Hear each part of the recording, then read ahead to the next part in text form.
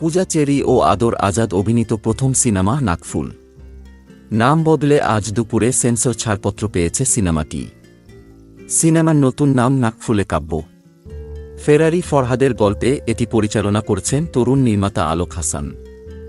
নাম পরিবর্তনের বিষয়ে নির্মাতা জানান, এর আগে নাকফুল নামে আরও একটি সিনেমা সেন্সর ছাড়পত্র পেয়েছিল।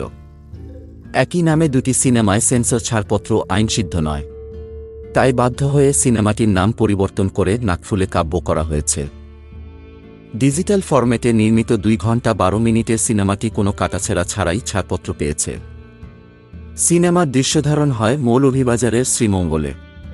সেখানে একটানা 20 দিন চলে শুটিং। পরে ঢাকায় এর কাজ শেষ হয়। সিনেমাটি প্রসঙ্গে পূজা চেরি বলেন, নাকফুল একটি নারীর কাছে বিশেষ এক অলংকার, নারীদের কাছে এক আবেগের গয়না। শুনেছি শিগগিরই এর মুক্তির তারিখ ঘোষণা করা হবে। আশা করি দর্শক ভালো গল্পের একটি সিনেমা উপহার পেতে যাচ্ছেন। আদর আজাদ বলেন, সিনেমাটি গ্রামীণ প্রেক্ষাপটে নির্মিত হচ্ছে। খুবই অসাধারণ একটি গল্প। গ্রামের সহজ সরল প্রতিবাদী এক যুবকের চরিত্রে আমাকে দেখা যাবে। আমার নাম রাজু। গ্রামের একটি মেয়ের সঙ্গে পরিচয় হয়, তারপর তার সঙ্গে তৈরি হয় সম্পর্ক। ঘটতে থাকে নানা ঘটনা।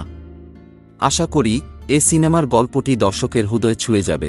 আদর পূজা ছাড়াও নাকফুলের কাব্য সিনেমার বিভিন্ন চরিত্রে অভিনয় করেছেন গাজী রাকায়েত, লুৎফর রহমান জর্জ, আলী রাজ, এল আর খান, সীমান্ত, শিখা মৌ প্রমুখ।